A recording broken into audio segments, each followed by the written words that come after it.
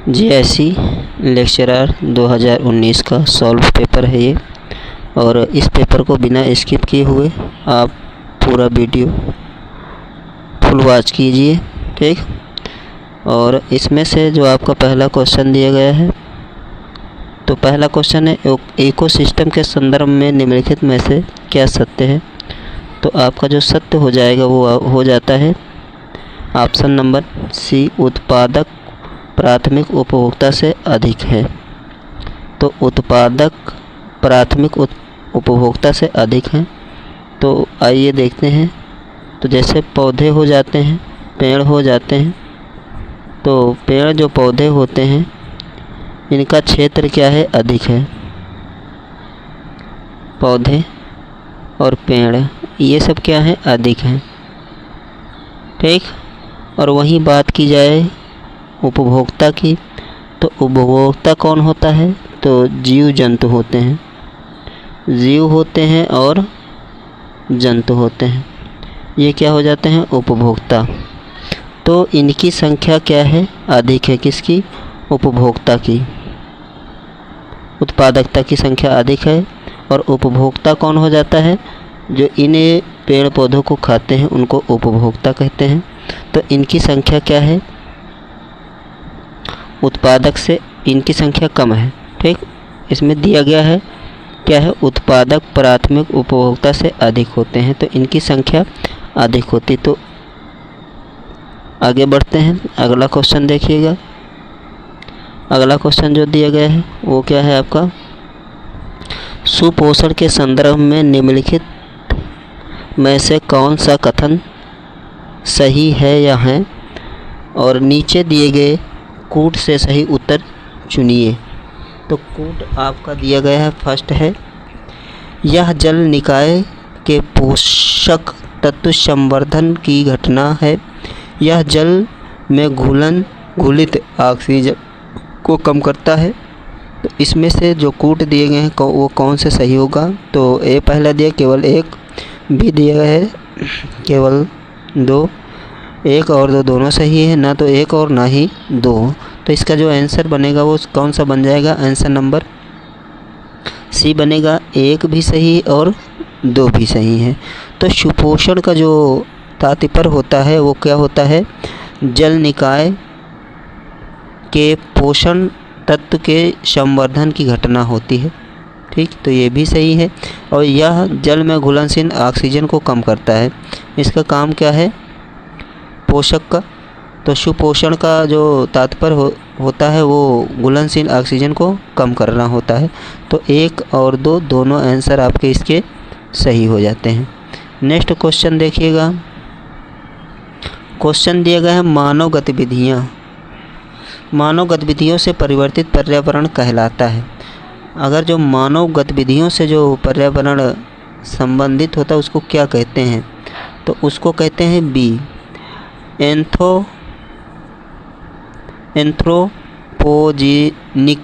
Anthropogenic पर्यावरण बोला जाता है। क्या बोलते हैं, एंथ्रोपोजेनिक पर्यावरण कहते हैं। और यह क्या होता है, मानव तथा पर्यावरण के बीच अंतःक्रिया इसके द्वारा चलती रहती है। नेक्स्ट क्वेश्चन देखिएगा। अगला क्वेश्चन दिया गया है। अगला क्वेश्चन है, निम्नलिखित में से कौन सा वायु प्रदूषण के जैविक सूचक के लिए प्रसिद्ध है। निम्नलिखित में से कौन सा वायु प्रदूषण के जैविक सूचक का प्रसिद्ध उदाहरण है। तो आंसर दिया गया है, लाइकेन है, मेथिल मर्क्यूरी, गुलाब का पौधा और सूरजमुखी का पुष्प। तो इसका जो आंसर सही बनेगा वो कौन सा बन जाएगा, तो आंसर नंबर क्या हो जाएगा आपका, बी हो जाएगा, मेथिल मर्क्यूरी को हो जाएगा, ठीक। आगे क्वेश्चन बढ़िएगा, नेक्स्ट क्वेश्चन देखिएगा। तो नेक्स्ट क्वेश्चन जो दिया गया है वो क्या हो जाएगा, निम्नलिखित में से कौन सही सुमेलित नहीं है। तो कौन सा सही सुमेलित नहीं होगा, तो इसमें से आपका जो सही दिया गया है, पहला दिया गया है अलवणीयकरण, तो अलवणीयकरण किस में हो जाता है? समुद्र जल हो जाता है। तो ये आपका क्या है? सही सुमेलित है। और प्रतिलोम प्रसारण क्या होता है? तो प्रतिलोम प्रसारण होता है पेयजल होता है। ठीक, तो ये भी सही है आपका।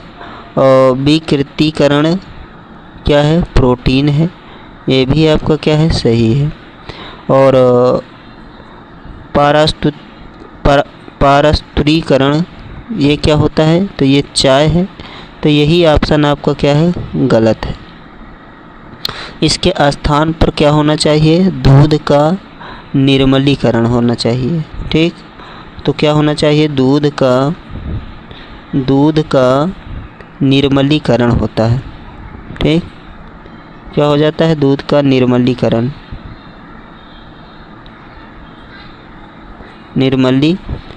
हो जाएगा। ये आंसर आपका इसके स्थान पर सुमेलित होगा। तो आइए नीचे जो है आपका ये आंसर आपका सही होगा। अगला क्वेश्चन देखिएगा, निम्नलिखित में से कौन सा एक शाकनाशक का उदाहरण है? तो शाकनाशक का जो उदाहरण बनेगा वो कौन सा हो जाएगा? आपका आंसर दिएगा sodium chloride, potassium permanganate, bleaching powder और उपयुक्त में से कोई नहीं। तो इसका आंसर जो बनेगा आपका कौन सा बन जाएगा? ए, सोडियम क्लोराइड। आगे बढ़ते हैं, अगला क्वेश्चन देखिएगा। अगला जो क्वेश्चन है आपका, निम्नलिखित घटनाओं को उनके प्रारंभ के कालानुक्रम में व्यवस्थित करें और नीचे दिए गए कूट से सही उत्तर चुनिए। तो नीचे आपके कूट दिए गए हैं, तो आइए इनको काला अनुक्रम में व्यवस्थित करते हैं। तो जैसे कि क्या है, वन्य जीव संरक्षण अधिनियम, ये कब आया है? वन्य जीव संरक्षण अधिनियम आया 1972 में। ठीक, तो इसका आंसर क्या बनेगा? 1972 में हो जाएगा ये। ठीक, अगला जैव विविधता अधिनियम, तो ये कब आता है? तो जैव विविधता अधिनियम आ गया 73 में। ठीक, 1973 हो जाएगा। प्रोजेक्ट टाइगर की बात की जाए तो प्रोजेक्ट टाइगर हो जाएगा आपका कौन सा? प्रोजेक्ट टाइगर की अगर बात की जाए तो एक मिनट रुकेंगे। जैव विविधता जो है आपका आएगा, ये आपका थोड़ा मिस्टेक हो गया है तो इसके लिए क्षमा चाहेंगे हम। ठीक, ये जो हो जाएगा आपका जैव विविधता अधिनियम हो जाता है आपका किसमें? जैव विविधता अधिनियम हो जाता है आपका 2002 में। ठीक, तो 2002 हो जाएगा। ठीक, और प्रोजेक्ट टाइगर की अगर बात की जाए तो ये 1973 में आता है। ठीक, 1973। और प्रोजेक्ट हाथी की बात की जाएगा तो 1992 में आएगा। ठीक, कब आएगा? तो 1992 में ये हो जाता है। तो अब इसमें आप सुमेलित कर लीजिएगा कौन सा सही है। तो सबसे पहले कौन सा हो जाएगा? 1972, अर्थात कौन सा? पहला 1972 हो जाएगा, फिर तीसरा हो जाएगा। ठीक, तो आइए ऐसे सुमेलित कर लेते हैं। पहले का ये हो गया, दूसरे का तीसरा बनेगा, दूसरे का कौन बन जाएगा? तो तीसरा बनेगा, दूसरे का तीसरा हो गया। और उसके बाद और ये प्रोजेक्ट टाइगर क्या बनेगा? चौथा बन जाएगा क्योंकि 1992 में है। ठीक, उसके बाद जैव विविधता सन 2000 में सबसे लास्ट में ये आ जाएगा। तो इस तरह से आपका आंसर कौन सा बनेगा? बी बन जाता है, ये वाला। नेक्स्ट क्वेश्चन देखते हैं। अगला क्वेश्चन दिया गया है पर्यावरण कुजनेट वक्र, पर्यावरण क्षति एवं प्रति व्यक्ति जीडीपी के मध्य संबंध दर्शाता है। इस पर्यावरणीय कुजनेट वक्र का आकार किस प्रकार का होता है? तो आपको आंसर दिया गया है कौन सा? ए ऑप्शन दिया गया उल्टा यू आकार का होता है कुजिनेट वक्र, तो यू आकार का होता है कुजिनेट वक्र होता है, तो यही आंसर आपका क्या होगा? सही बनेगा। ठीक, जो कुजिनेट वक्र होता है वो यू आकार का होता है। ठीक, तो ये आंसर आपका सही हो जाता है। नेक्स्ट क्वेश्चन देखिएगा। नेक्स्ट क्वेश्चन है आपका, निम्नलिखित में से कौन सा एक दुनिया का पहला 100% जैविक राज्य है? तो कौन सा 100% जैविक राज्य हो जाता है? तो भारत में ये हो जाएगा आपका सिक्किम राज्य हो जाता है। ठीक, समझे? 100% जैविक राज्य। यहाँ पर जो कृषि की जाती है वो 80% क्या होता है? जैविक खादों का प्रयोग किया जाता है। ओके, नेक्स्ट क्वेश्चन जो है आपका आएगा कौन सा? तो नेक्स्ट क्वेश्चन देखिए, गहरी कार्बन वेधशाला DCO के संदर्भ में निम्न कथनों में से कौन सा सही है या है? तो नीचे दिए गए कूट से सही उत्तर चुनिए। तो पहला कूट दिया गया, यह वैश्विक अनुसंधान कार्यक्रम पृथ्वी पर कार्बन की भूमिका को आगे बढ़ाने के लिए है। यह गहरी माइक्रोबियल पारिस्थितिकी तंत्र के क्षेत्रीय अवलोकन के लिए है। नीचे दिए गए कूट का सही उत्तर चुनिए। तो आइए देखते हैं, कूट को केवल एक सही है, केवल दो सही है, एक और दो दोनों, ना तो एक और ना ही दो। तो इसमें कौन सा आंसर बनेगा? तो आंसर आपका बन जाता है सी, एक और दो दोनों सही है इसके आंसर। नेक्स्ट क्वेश्चन देखते हैं। नेक्स्ट क्वेश्चन क्या है आपका, निम्नलिखित में से कौन सा सही सुमेलित नहीं है? तो सही सुमेलित जो नहीं है तो गोला खींच लीजिएगा। इसमें दिया गया है कार्टेजेना प्रोटोकॉल। ठीक, कौन सा दिया गया है? तो कार्टेजेना प्रोटोकॉल क्या है? बायोसेफ्टी, ये इसका क्या हो जाएगा? सही हो जाएगा बायोसेफ्टी। स्टॉकहोम सम्मेलन और रत्न जैविक प्रदूषक है, तो ये भी क्या हो जाता है आपका? सही हो जाता है। मॉन्ट्रियल प्रोटोकॉल, तो ये क्या हो जाता है? ये ओजोन परत से संबंधित है। और क्योटो प्रोटोकॉल आपका इसमें दिया है जल संरक्षण से, है ना, तो यही आपका क्या है? सही नहीं है। ये किससे है? तो वैश्विक तापमान से है। किससे ये है? तो ये हो जाएगा आपका कौन सा? वैश्विक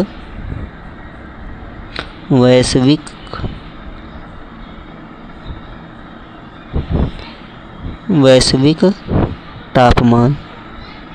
ठीक, ये वैश्विक तापमान से रिलेट करता है। ठीक, वैश्विक तापमान से। नेक्स्ट क्वेश्चन देखिएगा। अगला क्वेश्चन है आपका, ये सब के सब सिलेक्टेड क्वेश्चन है।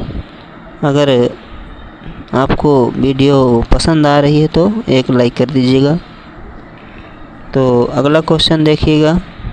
नीचे दिए गए क्वेश्चन जो है आपका कौन सा हो जाता है? नीचे दो कथन दिए गए हैं, जिनमें से एक को कारण ए तथा दूसरे को कारण आर कहा गया है। अब कथन और नीचे दिए गए कूट से सही उत्तर का चयन कीजिएगा। तो पहला कथन दिया गया, उष्णकटिबंधीय देशों में तितलियों की प्रजातियां सर्वाधिक संख्या में पाई जाती हैं। कारण आर दिए गए, तितलियां कम तापमान में नहीं रह सकती हैं। तो इसका कौन सा कूट सही हो जाएगा? तो इसका जो कूट बनेगा वो आपका बन जाता है ए नंबर, अर्थात ए और आर दोनों सही हैं। ठीक, क्यों सही हैं? क्योंकि उष्णकटिबंधीय में तितलियों की प्रजातियां जो है वो अधिक पाई जाती है।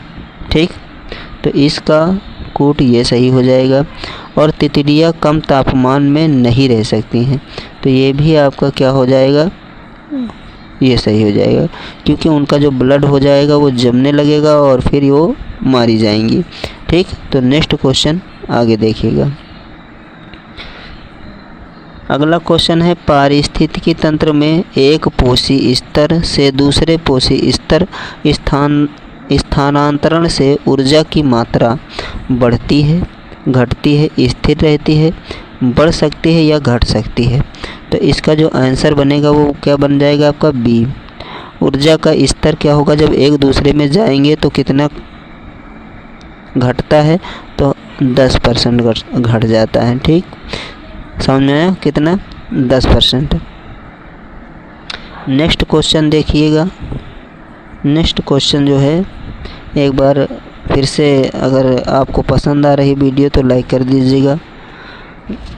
नेक्स्ट क्वेश्चन है पारिस्थितिक तंत्र में एक पोषी, वही रिपीट हो गया है तो इसका आंसर यही बन जाएगा घटते हैं। ठीक, नेक्स्ट क्वेश्चन देखिएगा। अगला क्वेश्चन है निम्नलिखित में से कौन सा जैविक नाइट्रोजन निर्धारण संबंधित है। तो लाल शैवाल है, भूरा शैवाल है, हरा शैवाल है, नीला हरा शैवाल है। तो इसका जो आंसर बनेगा वो कौन सा बन जाएगा, आंसर नंबर डी, नीला हरा शैवाल। ये नाइट्रोजन का निर्धारण करता है, जैविक नाइट्रोजन का। ओके, और अगले क्वेश्चन पे चलते हैं। अगला क्वेश्चन देखिएगा। अगला क्वेश्चन है धुआं, स्मॉग आवश्यक रूप से वायुमंडल में निम्नलिखित की उपस्थिति के कारण होता है।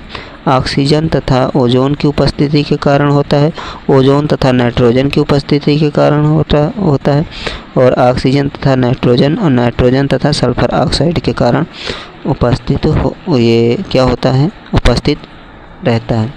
तो इसका जो आंसर बनेगा वो कौन सा बन जाएगा, तो डी बनेगा। नाइट्रोजन और सल्फर के कारण वायुमंडल में धुआं जो स्मॉग होता है वह क्या होता है, उपस्थित होता है। ठीक, ये धुआं और स्मॉग किसके, नाइट्रोजन और सल्फर के कारण, सल्फर ऑक्साइड के कारण उपस्थित रहता है। नहीं तो ये उड़ जाएगा, उड़ सकता है, ऊपर भी जा सकता है। नेक्स्ट क्वेश्चन चलिएगा, अगला देखते हैं। निम्नलिखित क्षेत्र में से किसमें दुर्लभ उपलब्धि के लिए वैश्विक 100 पुरस्कार दिया जाता है। तो किस में दिया जाता है, जीव संरक्षण में, पर्यावरण संरक्षण में, जनसंख्या नियंत्रण में या प्रदूषण में। तो इसका आंसर कौन सा बन जाएगा, तो इसका आंसर बनेगा किस में, पर्यावरण में। ठीक, 500 का पुरस्कार वितरित किया जाता है किस में, एनवायरनमेंट में। ठीक, वैश्विक ताप एनवायरनमेंट में। नेक्स्ट क्वेश्चन देखिएगा। अगला क्वेश्चन है भारत में सबसे अधिक जैव विविधता संपन्न क्षेत्र है। तो जैव विविधता कहाँ सबसे ज़्यादा पाई जाती है, तो गंगा के मैदानी क्षेत्रों में, ट्रांस हिमालय में, पश्चिमी घाट में और मध्य हिमालय में। तो सबसे ज़्यादा क्या होता है, जैव विविधता कहाँ है, तो इसकी बात की जाएगी तो आंसर नंबर सी हो जाएगा, पश्चिमी घाट पे। ठीक, पश्चिमी घाट एवं पूर्वी घाट, और उसके बाद फिर क्या हो जाता है, हिमालय वाला प्रदेश आ जाता है दूसरे नंबर पर। तो सबसे ज़्यादा फिर जैव विविधता कहाँ हो जाती है, ये 3rd नंबर पर हो जाती है। सेकंड नंबर की बात की जाए तो पूर्वी घाट हो जाता है, कौन सा, पूर्वी घाट। ठीक, ये पश्चिमी और पूर्वी घाट। नेक्स्ट क्वेश्चन देखिएगा। जो नेक्स्ट क्वेश्चन है आपका, भारत द्वारा भूमि क्षरण तटस्थता प्राप्त करने का लक्ष्य रखा गया है। तो 2025, 2030, 2035, 2040। तो इसका जो आंसर बनेगा वो कौन सा बन जाएगा आपका, बी बनेगा, 2030 तक रखा गया है। ठीक, तो थैंक यू फॉर वाचिंग। अगर वीडियो अच्छी लगे हो तो लाइक कर दीजिएगा, शेयर करिए। धन्यवाद।